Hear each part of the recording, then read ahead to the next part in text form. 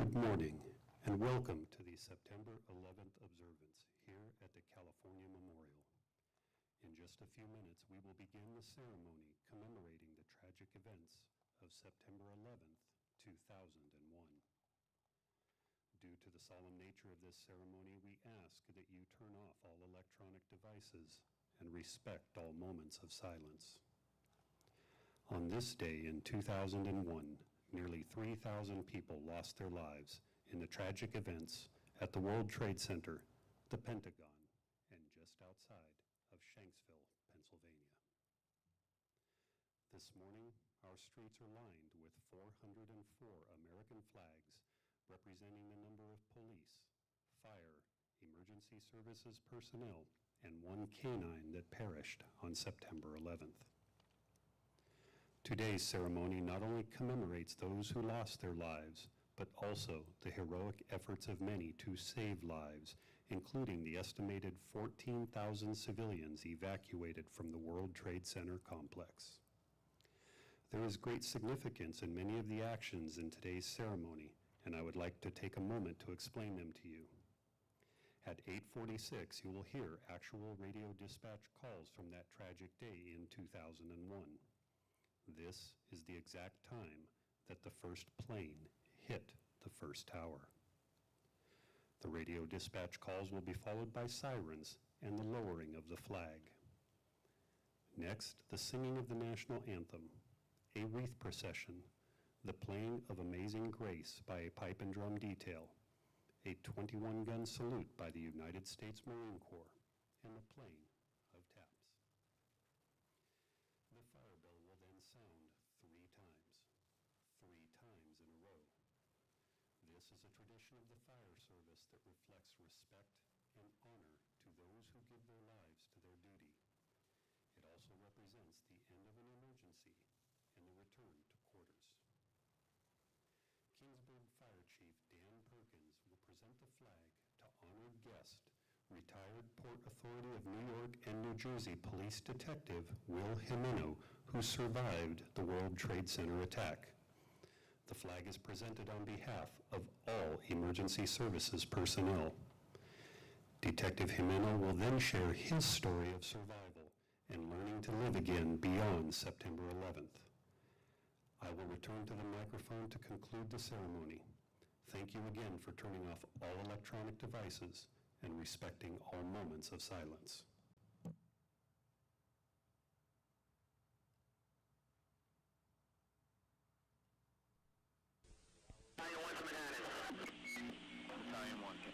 We just had a plane crash into level 4 of the World Trade Center, transmit a second alarm, and started locating companies into the area. Engine 6.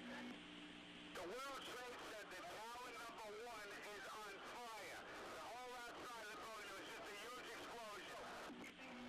Engine 1 out, World Trade Center, 1060. Send every available ambulance, everything you got to the World Trade Center now. That's full truck. Civilian reports from up here, a plane just crashed into the World Trade Center. Trucks available.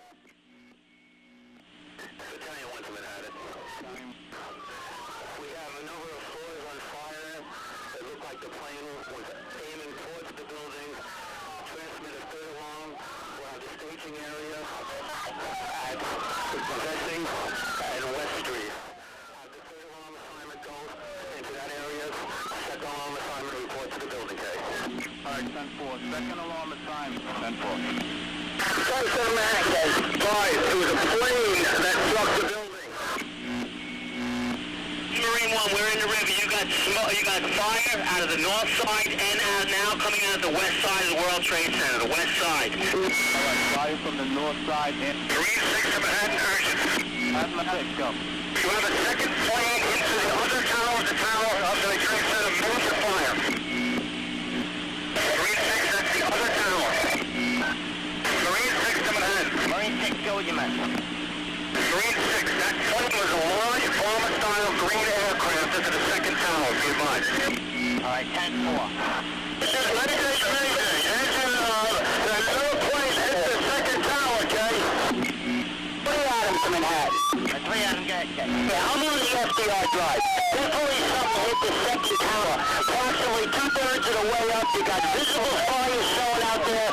Suggest to the incident commander, Fort David, to transmit a fifth alarm to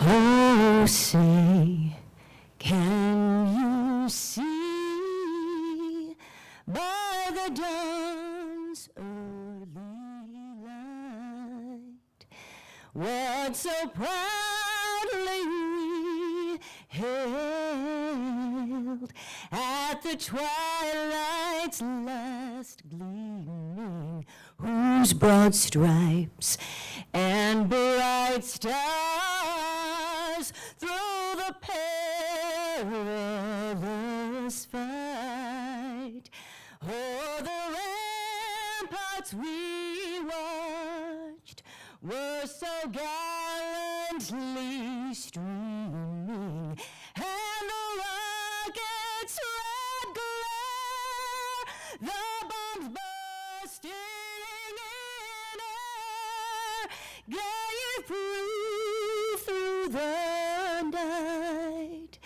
that our flag was still there. Oh, say, does that star-spangled banner yet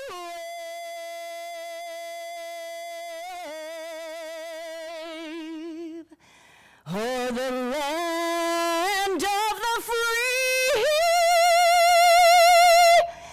and the home of the brave?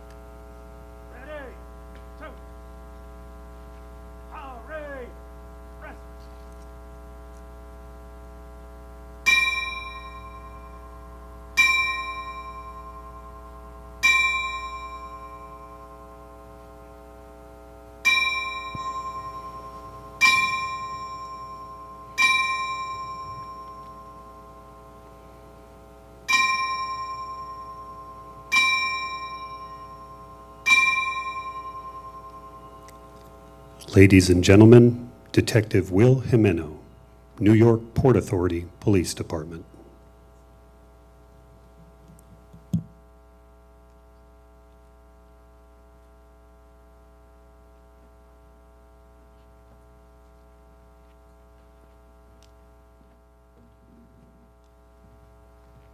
Good morning, everyone.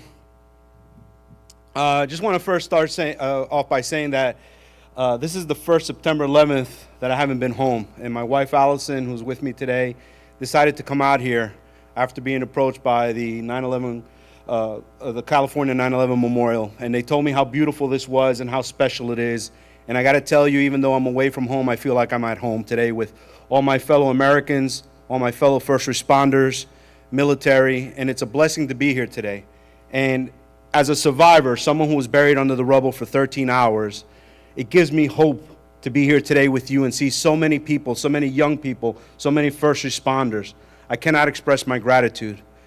But on September 11th, I was living a dream. I came here as a young boy at 2 years old from Colombia, South America, was raised to love this country, learn English, fly the American flag, and something that was embedded by my parents as immigrants here. And I came to serve in the U.S. Navy, went on to become a police officer, and service. That was my calling in life, was service. Then 9/11 happened. I was living the American dream. We had bought our first home 6 weeks before the attack in Clifton, New Jersey, 20 minutes outside New York City. My wife and I had a beautiful little girl named Bianca, 4 years old. She was 7 months pregnant with our second child. And September 11th, I went to work, or as I called it, my dream job. And what happened was the most unimaginable thing in the world was we had war here in the United States on American soil.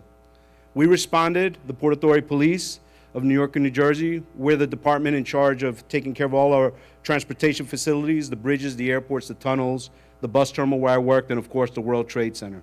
We responded that day. When we got down there, what I saw was literally a war zone. Indescribable.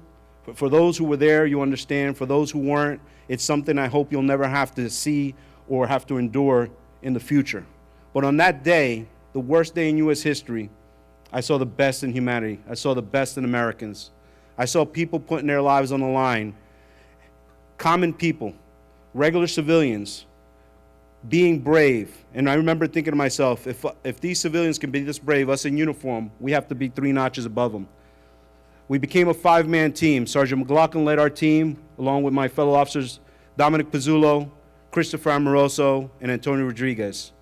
We were between the 2 towers in a concourse level. So for those who had never been to the World Trade Center, and especially the young generation here, the World Trade Center with 2 large buildings connected underneath by what we call the concourse level. It's a mall level. That's where you would go to Tower 2. You could get to Tower 1 in the large lobbies. We had gone to Tower 2 to get more equipment, not knowing that Tower 2 had been in distress, because from Midtown Manhattan to downtown when we responded, the second plane had hit. So we were still under the impression that Tower 1 was the only tower hit. We were making our way back from Tower 2 after getting equipment, and we were between both towers when a huge explosion happened. I turned around from where we were walking, and I could look into the lobby of 2, and I saw a fireball the size of my house. And I remember just standing there, not knowing what to do. And one of the best pieces of advice I got when I was in the military, and something I hope you can carry with you no matter what line of work you're in, is always follow somebody into a bad situation that knows what they're doing. Your chances of coming out are greater. Well, I followed a good man, John McLaughlin. At that moment, he saw what I saw, but he thought it was a car bomb, and he saw a wall of debris coming toward us. I didn't know what to do. He said, run toward the elevator shaft, toward the freight elevator that was to our right, which is a miracle that we had a doorway to our right. So Dominic started running. I followed Dominic. Sergeant McLaughlin was behind me, and unfortunately, we got around toward the freight elevator, and that's when we were buried alive. At that moment, we lost Christopher Amoroso and Antonio Rodriguez, leaving myself, my sergeant, and Dominic Pizzulo buried alive.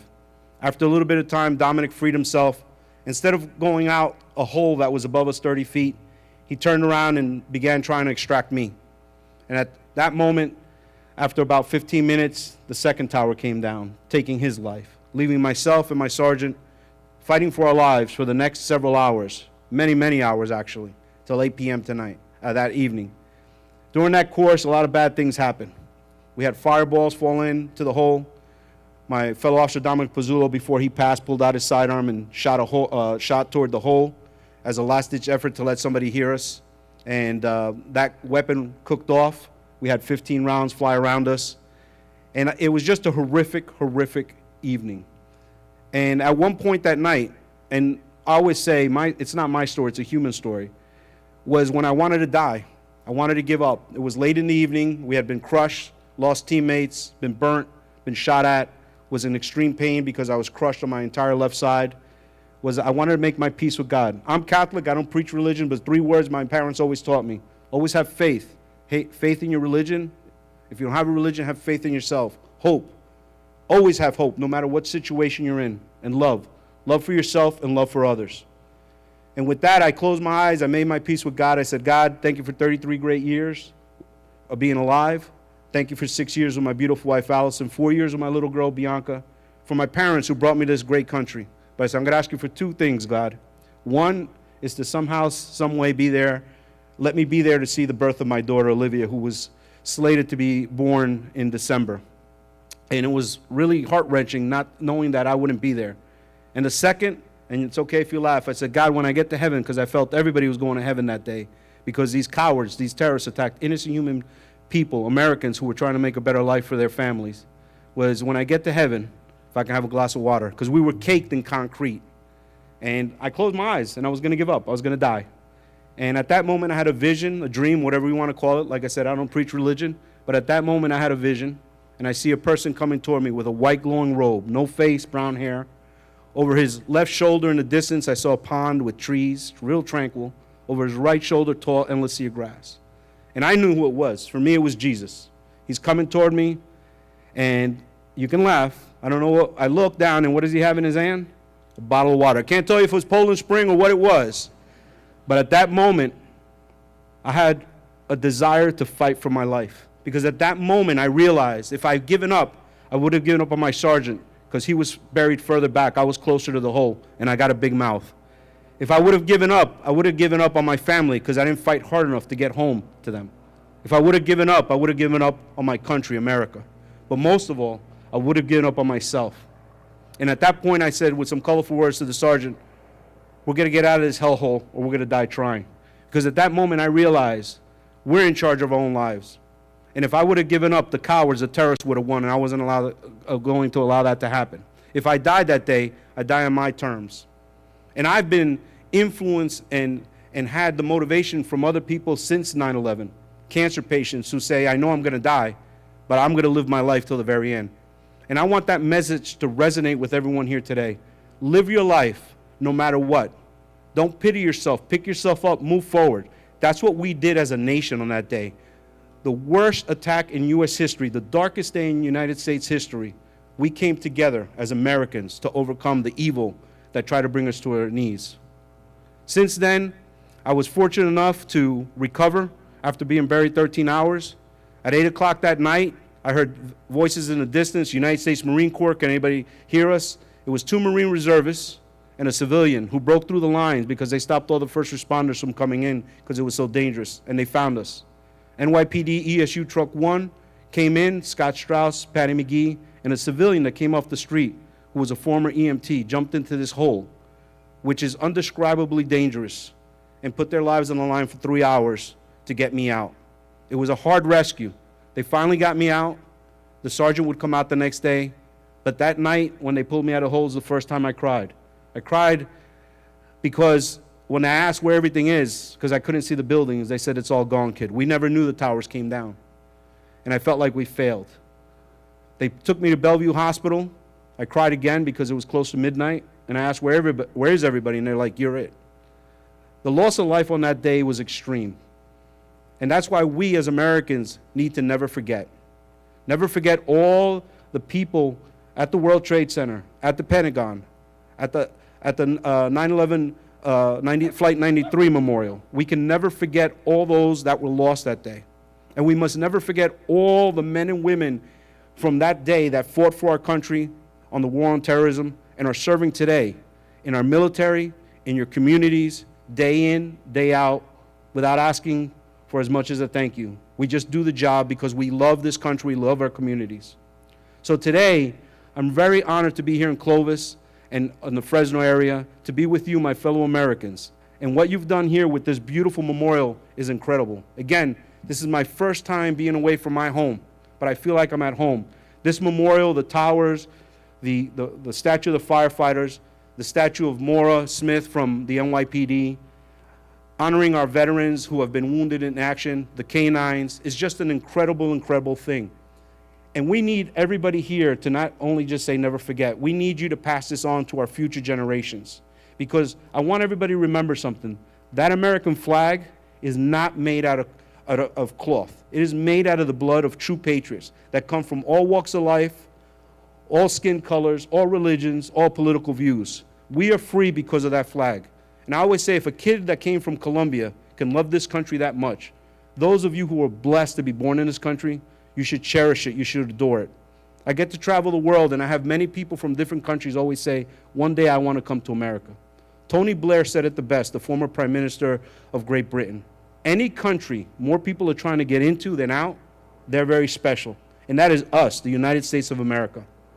On that note, I want to thank you, and I want to leave you off with this quote from Edmund Burke, a British philosopher. All that is needed for the triumph of evil is for good men to stand by and do nothing. Well, on 9/11, there were good men and women. And today, here in Clovis and Fresno area, we have good men and women. So make sure that you're doing your part to make this world a better place by practicing being kind and remembering those three words: faith, hope, and love. God bless each, every one of you. God bless all those in the military, my brothers and sisters, first responders, in the police department, the fire department, EMTs.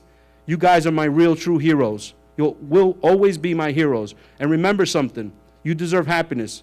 Through your service, make sure that you're happy. Don't let the things that we see and do affect your life, because you deserve happiness. You wear that uniform proudly, and we love you for it. We cherish you guys. And again, God bless each and every one of you. God bless America. Have a great day. Thank you very much.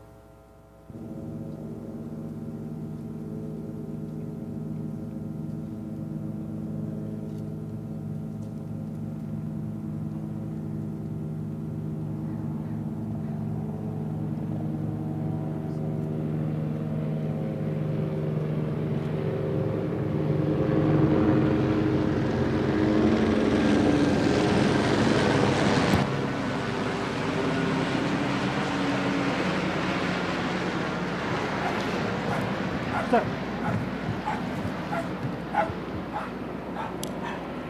The folded flag is emblematic of the tri-cornered hat worn by the patriots of the American Revolution. A properly proportioned flag will fold 13 times on the triangles, representing the original 13 colonies. When folded, no red or white stripe is to be evident, leaving only the blue field with stars. The first fold of the flag is a symbol of life. The second fold is a symbol of the belief in eternal life. The third fold is made in honor and remembrance of the veterans departing the ranks who gave a portion of their lives for the defense of the country. The fourth fold represents the weaker nature of a man as we turn towards divine guidance in times of war and peace. The fifth fold is a tribute to the country. As Stephen Decatur stated, "Our country, may she always be right, but it is still our country, right or wrong." The sixth fold is for where people's hearts lie. It is with their heart that they pledge allegiance to the flag of the United States of America.